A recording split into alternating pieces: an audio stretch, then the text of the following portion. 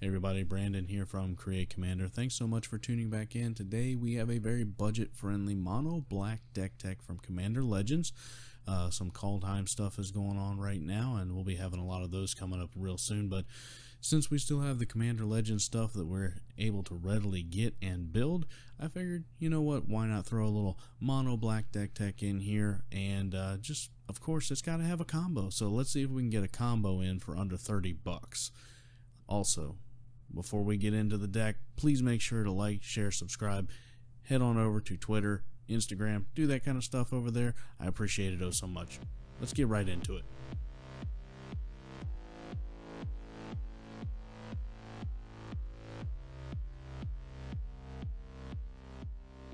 Today we are going to be doing the partner pair of Miara, Thorn of the Glade, and Tormod, the Desecrator. Miara is really in this deck just as a little bit of card draw opportunity. I was actually initially thinking of going with a green-black elves deck, but that just kind of seemed a little bit tired, and I really wanted to use like some, and accentuate on the mono black elves that came out in Commander Legends, and just some of the fun things that obviously you can do with mono black. So I paired Miara up with Tormod because Tormod likes, when things leave the graveyard, you get to create zombies, and just thought that was a really neat opportunity to be able to maybe make some elves or some elf tokens or something. We'll kind of get into it in a minute, but for now, let's get into at least the core 30 of the group, where we have the ramp, the removal, and the card draw. The ramp section of this deck is actually very straightforward. We have some of the classic stuff in here, and it is just really a lot of mono black straight up ramp. We have Myriad Landscape is one of my favorite lands that allows you to go and fetch a couple of basics.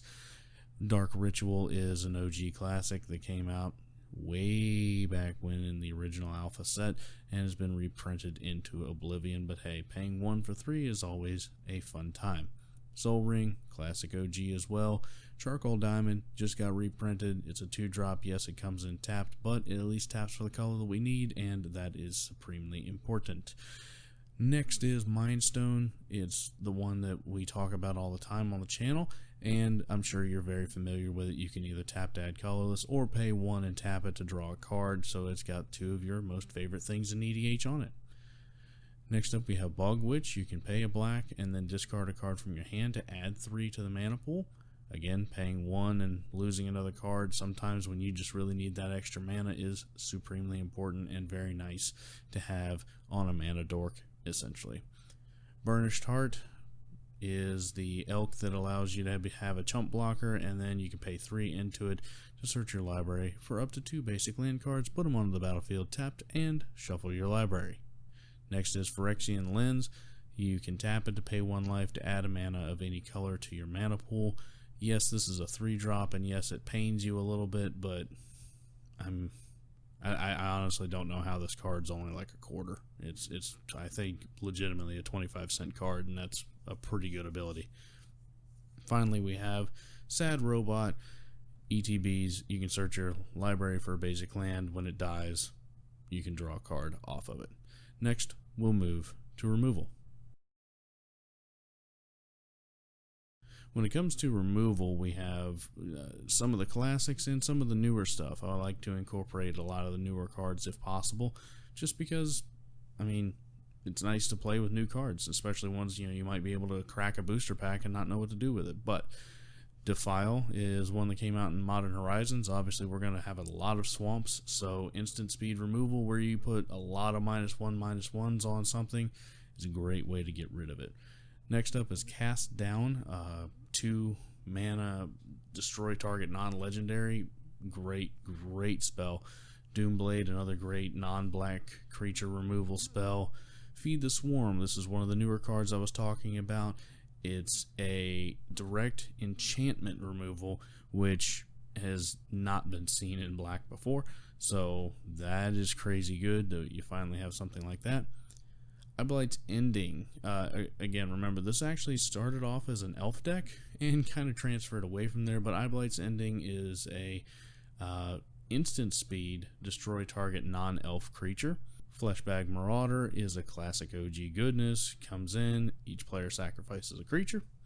Murder, pay 3, destroy something. Excellent. Next on the list is Obnixilus's Cruelty. War of the Spark, this one came out. Yes, I think. I don't know if that one's a reprint or not. Whatever. 3 CMC, target creature gets -5/-5, and exiles it if it dies this turn. Love that. Eat to Extinction is another one of these new cards that came out in Theros Beyond Death. You exile a target creature or planeswalker, so it's always nice to be able to have an answer for a planeswalker. Look at the top card of your library, and you may put that card into your graveyard if you don't like it. Say you're late in the game and you don't need that extra swamp or whatever, you can ditch it. Maybe your next card is something that you might actually really need. Ravenous Choopy, kind of a similar thing to Fleshbag Marauder. Comes in, destroys, allows you to destroy a target creature though that an opponent controls instead of just somebody else sacrificing something. So if you got, I put the Fleshbag and Ravenous in here just because one is straight up destroying something that you get to pick. The other one is it gets around the indestructibility because that player has to sacrifice it. Elvish Dreadlord, another new card from Commander Legends, is a 3/3 with Death Touch, so that on itself is a little bit of removal. But when it says when it dies, non-elf creatures get -3/-3 until end of turn, and it has that fantastic encore mechanic. So when it comes back, you're normally going to play in a 4-person pod, and it's going to come back. There's going to be, hopefully, 3 other players that you're playing against, so there's going to be 3 of these. When those die, guess what? -3, -3, -3. Just wiping out everything that ain't an elf, basically. Guiltleaf Winnower is another card that I'm seeing from Commander Legends. It has Menace, but when it enters the battlefield, you destroy target non-elf creature whose power and toughness are not equal. And by that they mean, for example, Guiltleaf is a 4/3, so if there's another creature on the board that you need to get rid of and it's a 5/2 or some just giant thing, that's what it really means. Obnixilis Reignited, its minus ability is destroy target creature. Pretty straightforward and simple. And then Obnixilis the Hate Twisted, minus ability is destroy target creature. Its controller draws 2 cards, but then Obnixilis pains that person for drawing the cards. So that was the removal section. Let's head on up to the card draw. Here we are in the card draw section, and some of these are classics, some of these are not. But there's one in here that I think is really kind of flavorful. Costly Plunder, 1 and a black. Instant speed is what I love about this. I like using as much instant speed as I possibly can, and obviously you do have to sacrifice an artifact or a creature to be able to do this, but paying 2 and losing an elf token or something like that would be sacrificed at the end of the turn anyway on an encore thing or whatever to draw 2 cards is insanely good value.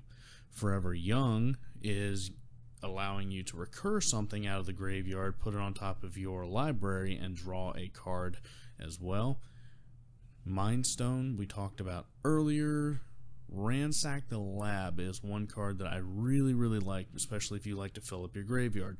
I don't know if you play this card. Many of you viewers may be newer to the game or newer to the format or what have you, but sometimes filling up your graveyard strategies can be extremely valuable to you.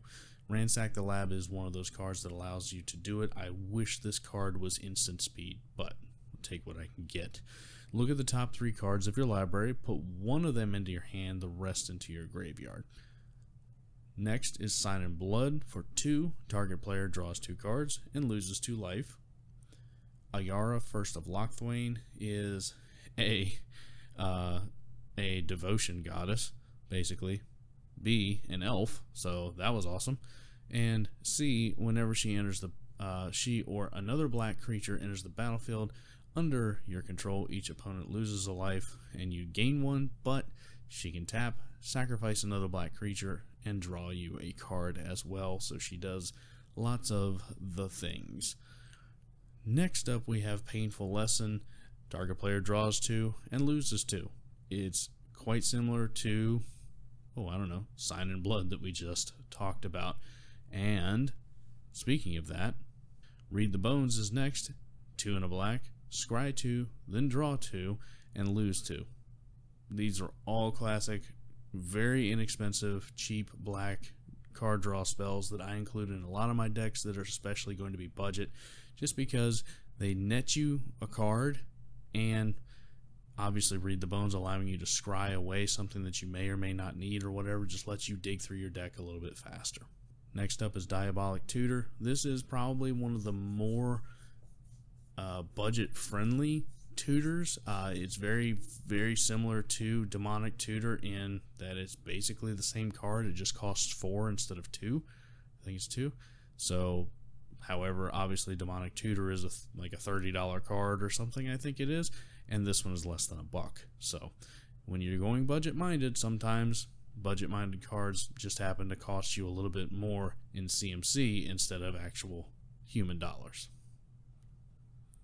Sad Robot we talked about a little bit ago, and finally Obnixilis Reignited. The +1 on that one is you draw a card and you lose a life. Okay, now that we've gone through the card draw, the ramp, and the removal, let's kind of talk about how the deck works.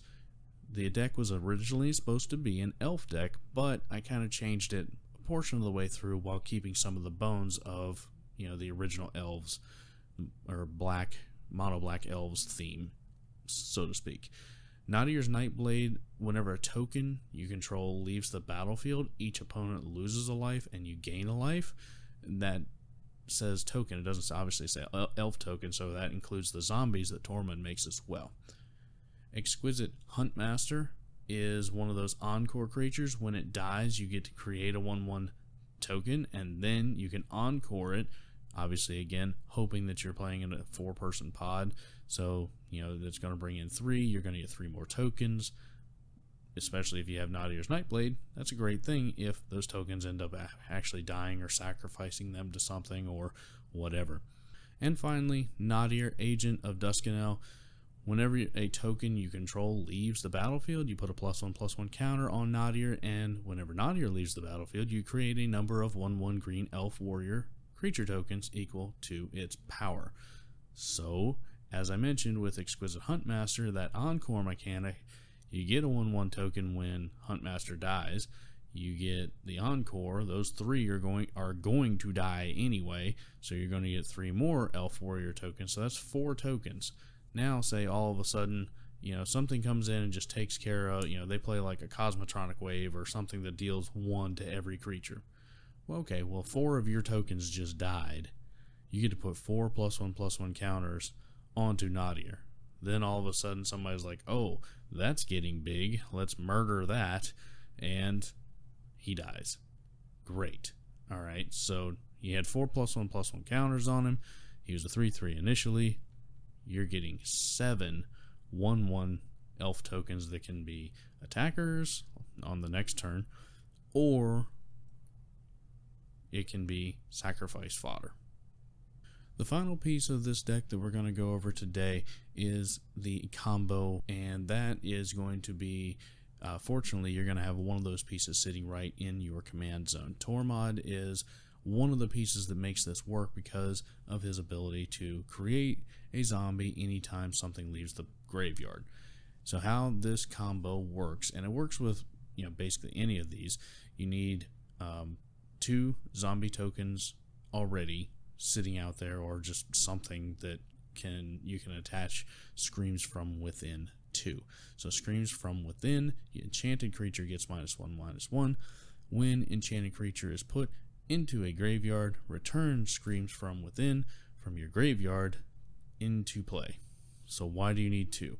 Well, so you have the first token, you put Screams from Within on it, and then you can sacrifice it to Viscera Seer or Phyrexian Ghoul or Carrion Feeder or whatever it might be.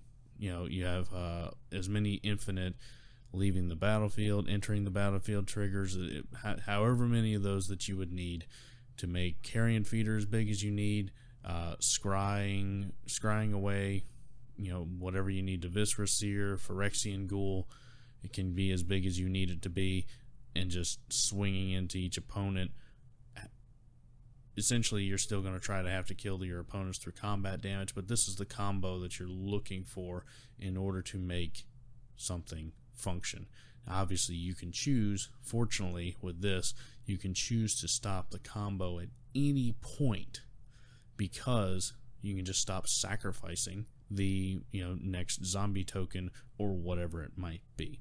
Now again, so you have Tormod there, you have 2 extra zombies, you put Screams from Within on a zombie, you sacrifice it to a Phyrexian Ghoul, for example, and then it goes into the graveyard. Screams from Within comes back out of the graveyard, you attach it to the other zombie token, Tormod sees something leave the graveyard, creates another zombie token, you sacrifice the one with the Screams from Within on it to the Ghoul is now +4/+4, and it just keeps stacking and stacking and stacking until it's as giant as you could possibly want it.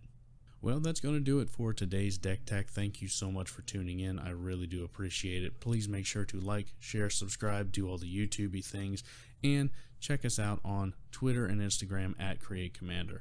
What was your favorite part of the deck, and what do you think you would add to try to keep this deck under about $25-30 and still make it a combo win con kind of deck? I would be really interested to hear what you all have to say. Until next time, I'll see you on the next one.